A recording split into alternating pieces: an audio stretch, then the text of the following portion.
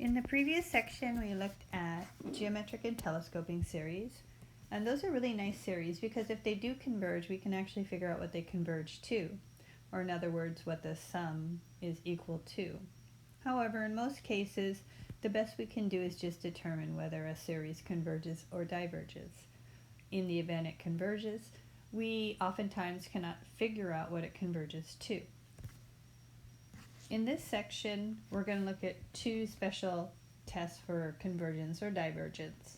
But before that, I'd like to review some properties with series. So if you do have a series that does converge to some number A, then if you multiply that series by some constant C, what you're allowed to do is actually pull that constant out.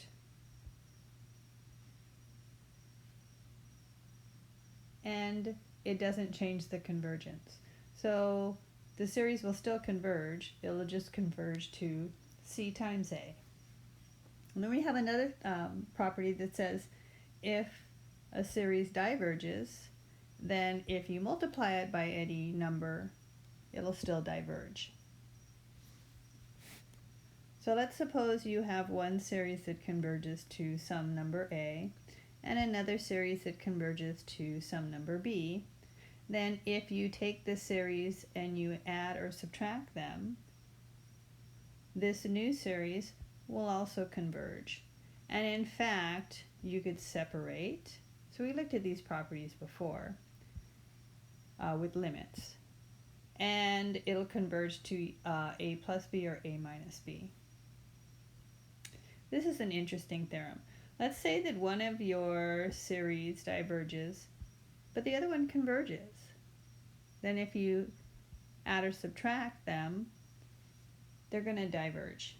Okay? It doesn't matter if one converges. If one of the series diverges, then the sum or the product will, or the sum or the subtraction will also diverge. 5 is important. What it says is, whether a series converges does not depend on a finite number of terms added to or removed from the series. Remember, this is a sum. If we take away some terms or we add some terms, it's still going to be a sum. It's still going to equal a number in the event it converges. So let's say m is a positive integer. And let's say that we look at the infinite series from 1 to infinity. And let's say that we change our starting k value to that m, still going to infinity. Then these two series will either both converge or both diverge. So adding or taking away some of the terms does not change convergence or divergence. However, something that we do have to be careful with is that the series will change, the value of the series. Remember, it's just a sum. So if you do take away some terms or you do add some terms, then if the series converges, its sum will change. Okay? So again, adding or taking away terms does not change convergence or divergence. However, in the event it does converge, adding or taking away some terms will change what it converges to, or its sum. Let's go ahead and simplify and look at this infinite series. Let's say I wanted to evaluate this series. Well, I can use properties that I had before with series. I could separate them because I have this addition. So I could separate this into two different infinite series. And in fact, I have in the first term, I have a 1/3 times 5/6 to the k. And the second term, there's a 3/5 times 7/9 to the k. So that's like a constant c. So in fact, I could separate this into 1/3 times a series from k equals 1 to infinity of 5 over 6k plus, take out the 3/5 times the series from k equal to 1 to infinity of 7, 9 to the k. So we're just reviewing some properties that we've seen previously with series. And then looking at this first series, this is geometric, where my r value is equal to 5 over 6. So it's going to converge. And in fact, a is 5 over 6, because when k is equal to 1, we're at 5, 6. So this is going to converge to, remember we still have the 1/3 in front. So this is going to converge to 1/3 times a, which is 5, 6, over 1 minus r, so 1 minus 5, 6. And I'll figure out what that is later. Let's look at the second series. Again, I have a geometric series where r is equal to 7 over 9 and a is also equal to 7 over 9. And notice that in both of these series the r value is less than 1, so I know it does converge. So this is going to converge to the 3/5 will stay out in front times a, which is 7 over 9 over 1 minus 7 over 9. So just some reviewing properties, reviewing geometric series. When I put all this together, and I'm going to skip a lot of the algebra steps, I'll get 113 over 30. So these properties may come up later. Okay, so let's look at this first test in this section. It's a very simple test called the divergent test. What the divergent test does is it tells you whether a series diverges. However, it's important to remember that this theorem does not show convergence. It only shows divergence. So, if a series converges, then its limit is 0. Equivalently, if the limit is not 0, then the series diverges, and that's what we're going to use. We're going to take a limit. If it's not 0, then we can conclude that the series will diverge. However, if the limit is 0, that does not mean it converges. That means it's inconclusive, because the first part of the theorem says, if converges, then limit is 0. It doesn't say if limit is 0, then converges. So, theorem does not show convergence. So, super simple theorem, and it's usually what we want to do first if we do not recognize a series as geometric or telescoping. So let's say in example 2a, I take the limit as k goes to infinity of 2 times k squared over k squared plus 1. Well, that's going to be equal to infinity over infinity, which is an indeterminate form. At this point, I could use L'Hopital's, or I'm just going to algebraically divide top and bottom by k squared to get 2 over 1 plus 1 over k squared. And then notice that the 1 over k squared, as k goes to infinity, will go to 0. So this limit is simply equal to 2. Notice that 2 is not equal to 0. So by the divergent test, this series will diverge. However, I have geometric series, I have telescoping series. I've introduced this divergent test. I'm going to introduce another test in this section, and then beyond this section we're going to look at 4 more tests. So now when you're determining convergence or divergence, you need to justify what test you're using. So since the limit is not equal to 0, I can conclude that the series diverges Why? Well, it diverges by the divergent test.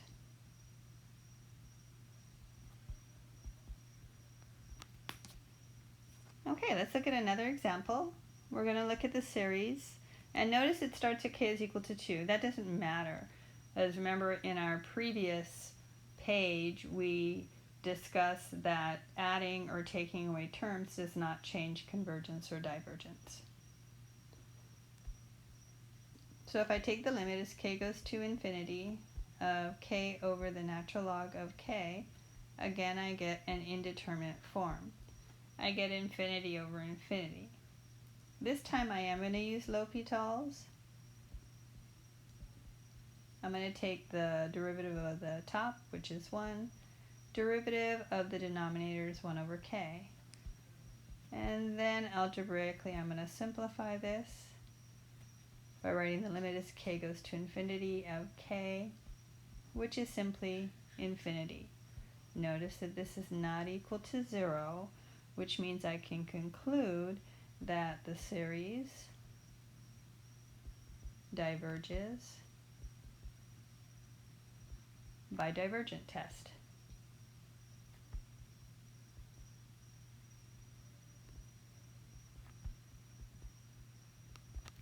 One last example.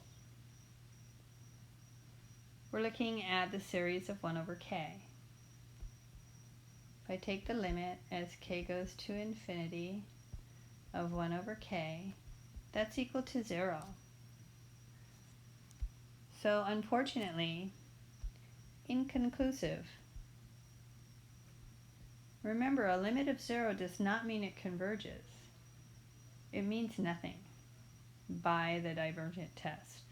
So it's inconclusive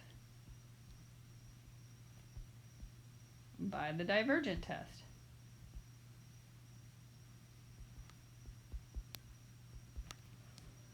So if I want to determine whether this infinite series diverges or converges, I'm going to have to do something else. It turns out that this is a very special series. And what I'd like you to do is go back to section 8.9 with improper integrals. If we take the integral from 1 to infinity of 1 over x, and notice that our series from 1 to infinity is 1 over k, this is a p integral, where p is equal to 1, right?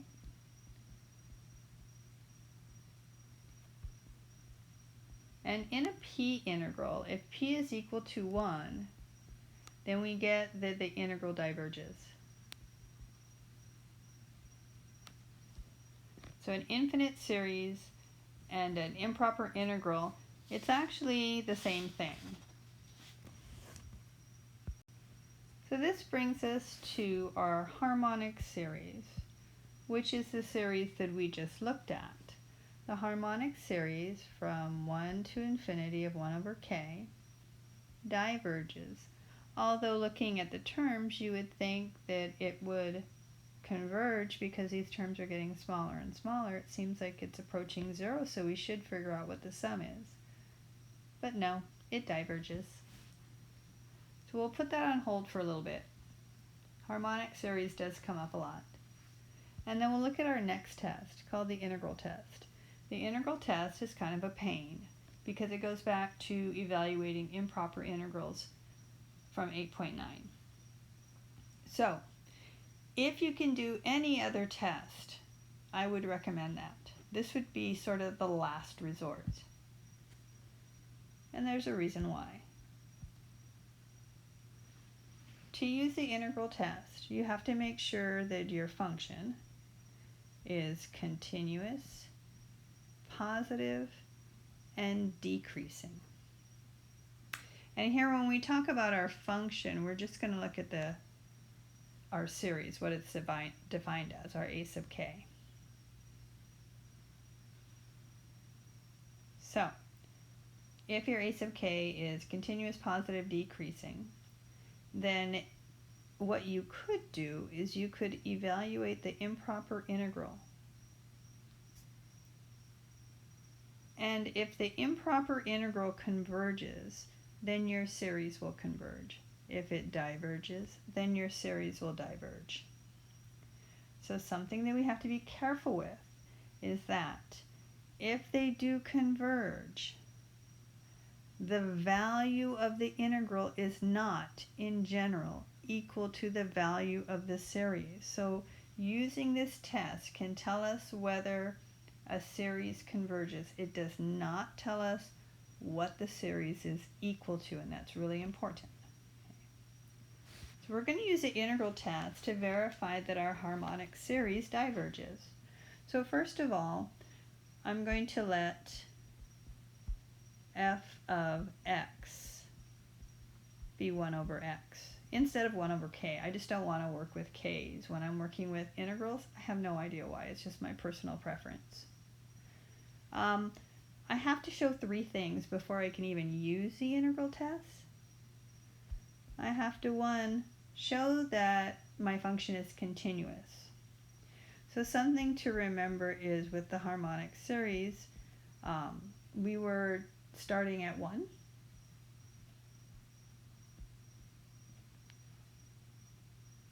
So is my function f continuous for all values greater than or equal to 1? Yes. F is continuous for x greater than or equal to 1.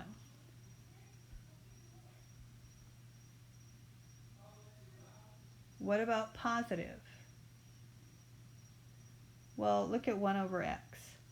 Clearly positive, right? Because the x values are greater than or equal to 1. If x is positive, then f is positive. So I'm just going to state that it's clearly positive.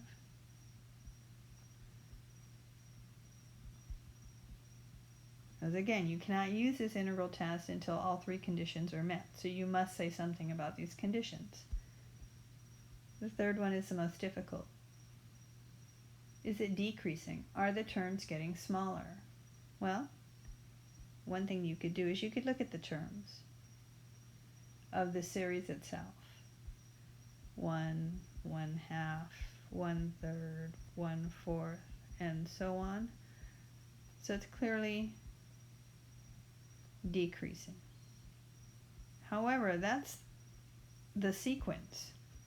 It's not the function.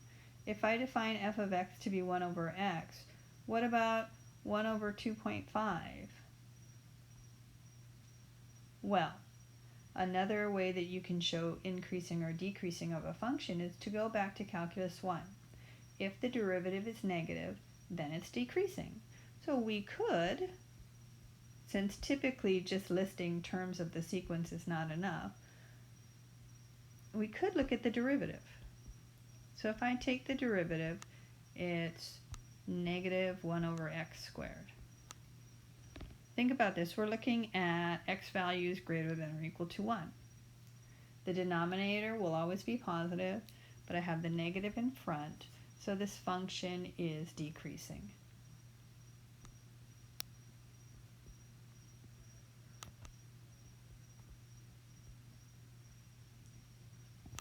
So I showed continuous, positive, decreasing.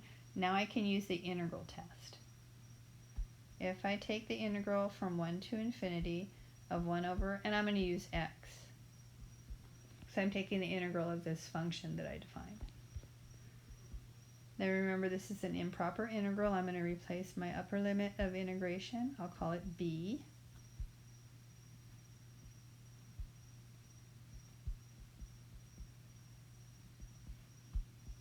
Or you can go back to p integrals and note that it diverges.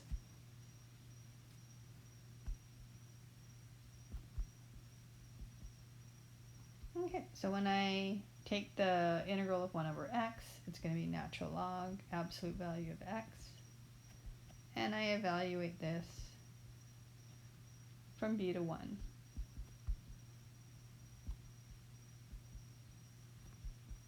Which is the natural log of b, and I don't need the absolute values, minus the natural log of 1. I don't need the absolute values because we're looking at only positive values anyway. And that's just going to be the limit as b goes to infinity. Notice the natural log of 1, that's 0.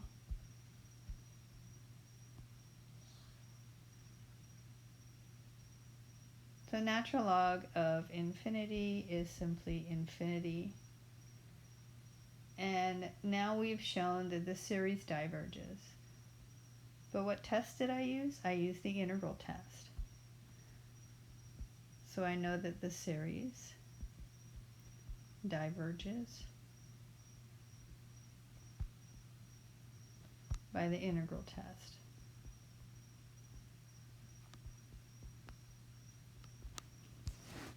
Let's try another example using this integral test. Notice that if I decided to use the divergent test, I would actually get a limit of 0, which is inconclusive. So I'm kind of stuck using the integral test anyway. Also notice that this starts at k is equal to 2. Not important. Does not matter what your series starts with. It doesn't change convergence or divergence. So I'm going to define this function f of x equal to x over x squared plus 1. And I'm going to verify the conditions. First, what I would like to notice, because I am probably going to take the derivative when I go to verify decreasing. My function f is continuous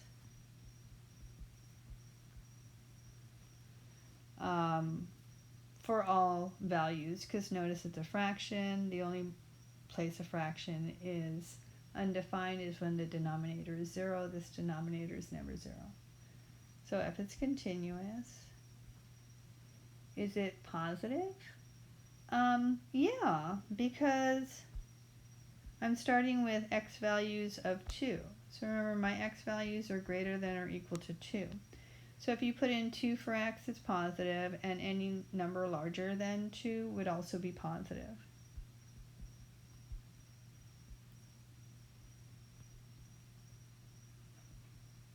And the last condition I have to check before I even use the integral test is to make sure it's decreasing, because remember, this is the most important one. The other two are fairly easy to check. In this case, maybe I'll need more space. In this case, what I'm going to do is I'm going to take the derivative, and I could use quotient rule, or I could use product chain rule. If I do, I think I end up with, I'm skipping all the steps. With this is my derivative. So my denominator is always positive.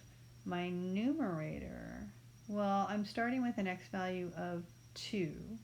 So that's going to be negative 4 plus 1 is going to be negative. So for x values greater than or equal to 2, this is decreasing.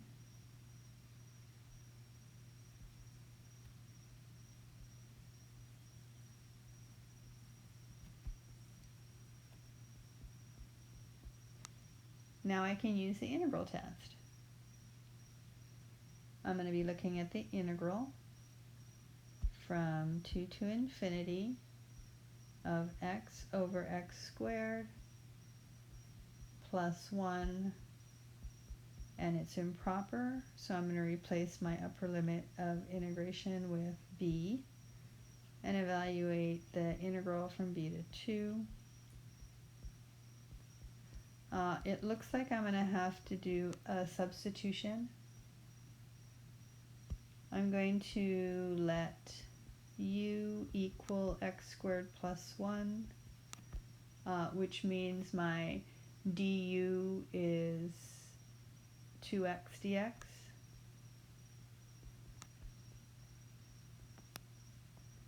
Or in other words, du over 2 is equal to the x dx.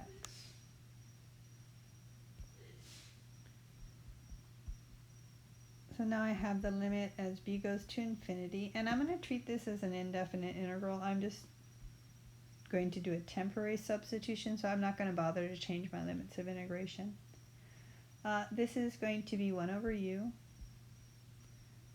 du, which in turn is going to be natural log of absolute value of u, and I'm going to put my u back as x squared plus 1. And then I could put my limits of integration back as well. And this would be natural log of absolute value of b squared plus 1, but b is always positive. Add 1 to it's always positive. I don't really need the absolute values. Minus the natural log. Was it 1? Oh, it's 2. Sorry. 2. Minus the natural log of 4 plus 1.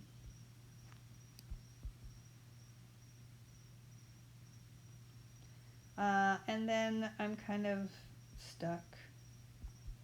Can't really go any further. This is the natural log of b squared plus 1 minus the natural log of 5, which is just some number. And as b goes to infinity, natural log of infinity is infinity. So this is simply infinity minus natural log of 5, which is still infinity. Notice that this is not equal to 0. If I were to use divergence test, I could show divergence right away. Oh no, it was inconclusive. Erase, can't use divergence test. But I did get that the integral is equal to infinity. Since the integral is equal to infinity, I can conclude that it diverges. So my series diverges by divergent, or by the integral test, sorry.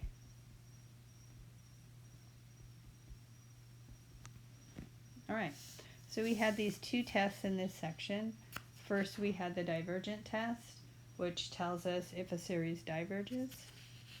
And then we had the integral test, which could tell us if a series converges or diverges. Remember, it does not tell us what it converges to.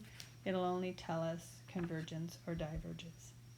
So we're going to go back to our p integrals, but this time we're talking about a series, not an integral. So instead of p integral, we're going to look at a p series.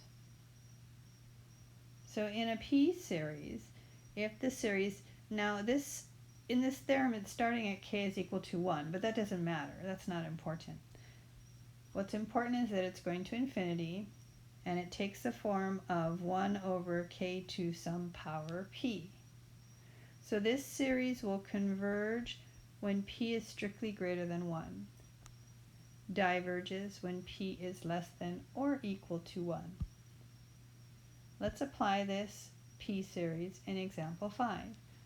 I want to determine if the series converges or diverges. Now this is not quite in the form of a p series. However, remember that I can reindex. I don't want that minus 2. So what I'm going to do is add 2. So remember that if I add 2 to my term or my expression, I have to take away 2. So if I start at 4, I'm going to subtract 2 and start at k is equal to 2. And this ends up being 1 over k squared. So now it looks like a p series where p is equal to 2. Which is greater than 1. So I can say that this series converges by p series.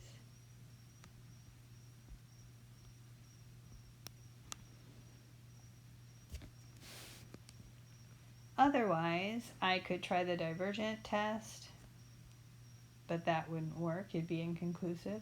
And then if that doesn't work, then I would try the integral test. So again, we can't really tell what something converges to. The most we can say is whether it converges or diverges. Which brings us to this last theorem of this section. And this is similar to our 8.8 when we talked about error using midpoint, trapezoid, or Simpson's rule. So let's look at this theorem. So let's say we do have this function. It's continuous, positive, decreasing. And let's say that that function is equal to the term in a series. We're going to let capital S be the name for our infinite series from 1 to infinity of a sub k.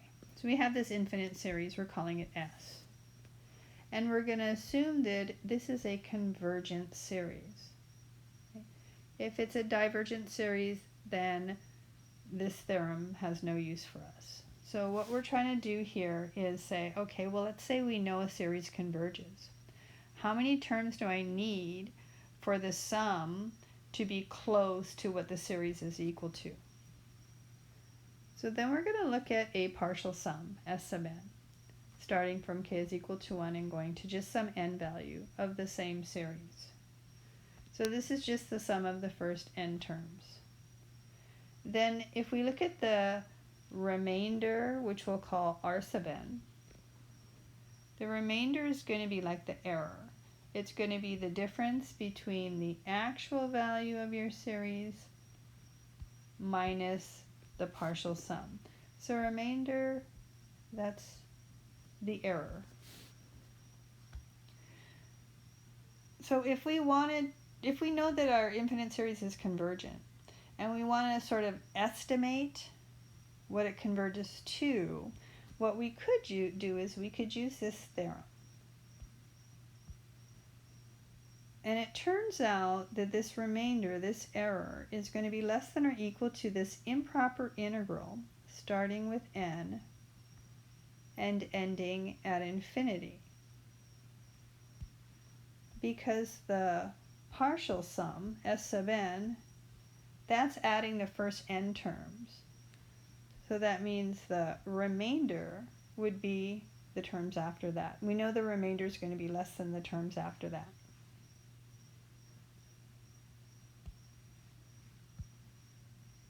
So this remainder, this error, we can figure that out. And then we can actually get more information. We can actually find a bound for our series. Our series is going to be in between these two values. Our partial sum added to the improper integral starting from n plus 1 to infinity. That's going to be what we call the lower bound. So this is what we call L sub n, which is the lower bound.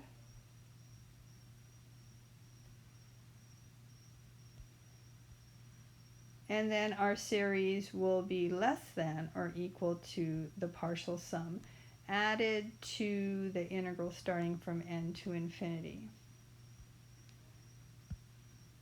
And this is our u sub n, which is an upper bound.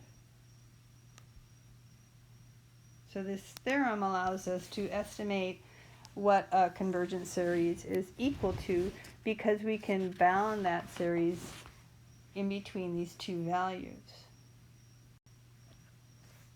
Let's apply that in example 6. We have this series, and if we look at this series, it's k is equal to 1 to infinity of 1 over k to the 6.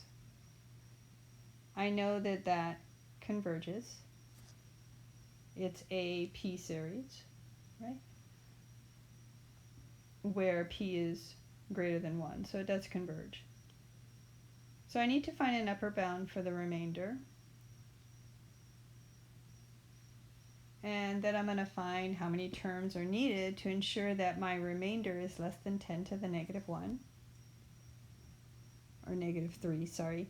In part C, I'm going to find lower and upper bounds on the exact value of the series.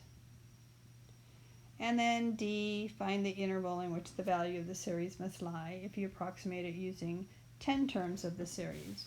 So there's a lot of stuff that's being asked in example 6. First of all, let's look at our series. I'm going to define my function,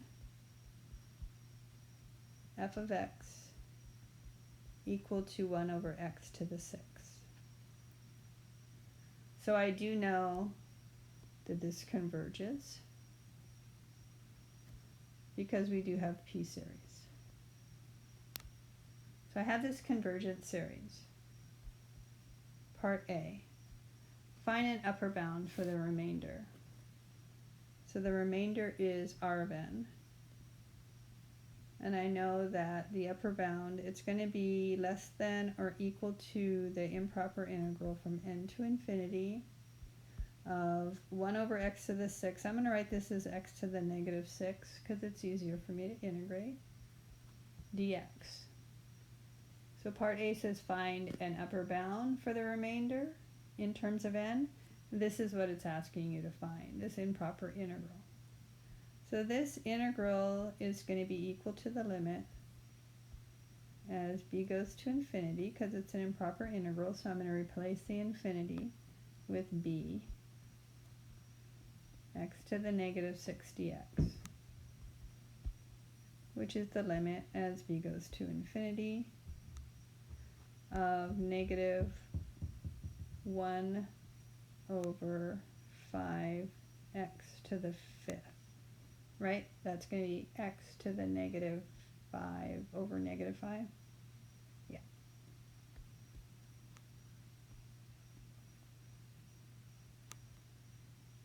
All right. Expanding this out, I get negative 1 over 5b to the 5th minus a negative or plus 1 over 5n to the 5th. Now as b goes to infinity, the first fraction is going to go to 0. So this limit is simply equal to 1 over 5n to the 5th. And that's what we were asked to find in part A, a bound for the remainder in terms of n. Let's look at part B. Part B says find how many terms are needed to ensure that the remainder is less than 10 to the negative 3. So all you have to do is take the remainder and make it less than 10 to the negative 3. However, you've already found that this remainder is less than or equal to 1 over 5n to the 5th. Which means all we have to do is take 1 over 5n to the 5th and set that equal to 10 to the negative 3, or 1 over 10 to the 3rd. That would be 5 times n to the 5th, which is greater than 10 to the 3rd, right?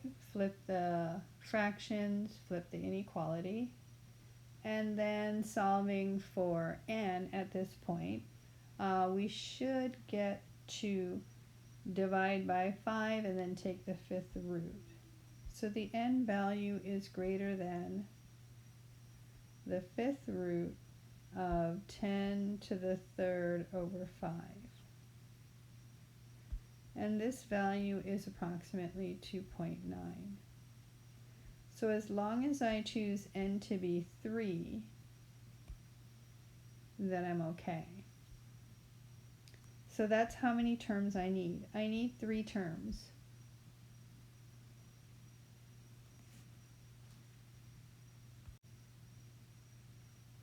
So think about what that means. Although this is not asked about in this question, what this is saying is that if I take this series and I look at the first three terms, so you have to be careful about what you're starting with. In this series, we start with k is equal to 1. So if I have three terms, I'm just going to 3, 1, 2, 3.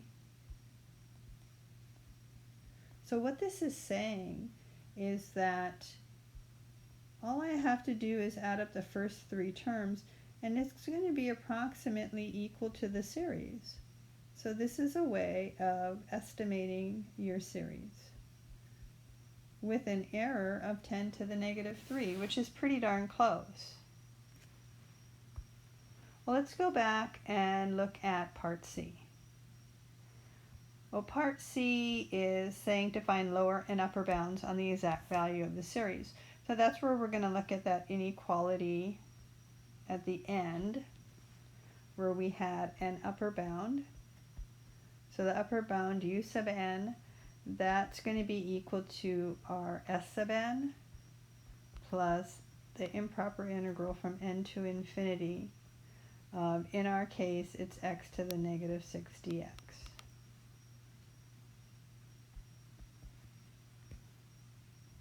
Okay, so this is going to be s sub n plus, we already figured out what this improper integral was in the previous part A as 1 over 5 n to the 5th. So that's simply the upper bound. Now, we were looking at writing this in terms of n. So when you think about our s sub n, that's just going to be the summation from k equal to 1 to n of 1 over k to the 6 plus, and then here, if we add this series, this s sub n, to 1 over 5 n to the 5th, then that would give us our upper bound. So we could stop here. But I think the series gives us more information if we write it as a series. So that would be our upper bound. Our lower bound is that s sub n plus the integral from n plus 1 to infinity of x to the negative 6 dx. Now, when you compute that, it simply works out to be 1 over 5. In this case, instead of n, you'll have n plus 1. So wherever you see n, you replace it with an n plus 1. And then that's to the 5th power. So that would be our lower bound. Or if you want to write it in terms of the summation, it would be k equal to 1 to n plus 1 of 1 over k to the 6, this plus 1 over 5 times n plus 1 to the 5th. So we found the lower and upper bounds of the exact value of our series. So now we want to find an interval in which our series lies, which would be our part D. It says find an interval in which the value of the series must lie if you approximate using 10 terms. So part D really has nothing to do with the previous parts, not really, because we're assuming that we're using an n value of 10 or 10 terms. So our upper bound is going to be u sub 10 for 10 terms. That's going to equal to the series from k equal to 1 to 10 of 1 over k to the 6, and then we're going to add that to 1 over 5 and this time our n is 10 to the 5th. Now if I put that in a calculator, and I'm going to take it out to everything on the screen in my calculator, I have 1.01734435. If I look at the lower bound using 10 terms, I'm looking at k equal to 1 to 10 of 1 over k to the 6th, and then I'm going to add that to 1 over 5, 11 to the 5th. In my calculator, that's going to be 1.01734427. Okay, so what I've just done is I've found that my infinite series is going to be bounded below by 1.01734427,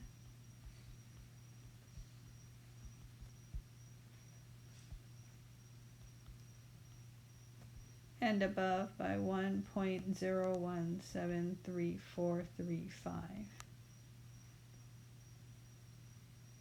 So I'm supposed to write this in terms of an interval. That means my series will equal some number in between 1.01734427, comma 1.01734435, unless I copied something incorrectly. So this is the interval that we're talking about. So again, this remainder theorem, all it does is it gives you a way to estimate what your infinite series lies between. So that's it for this section.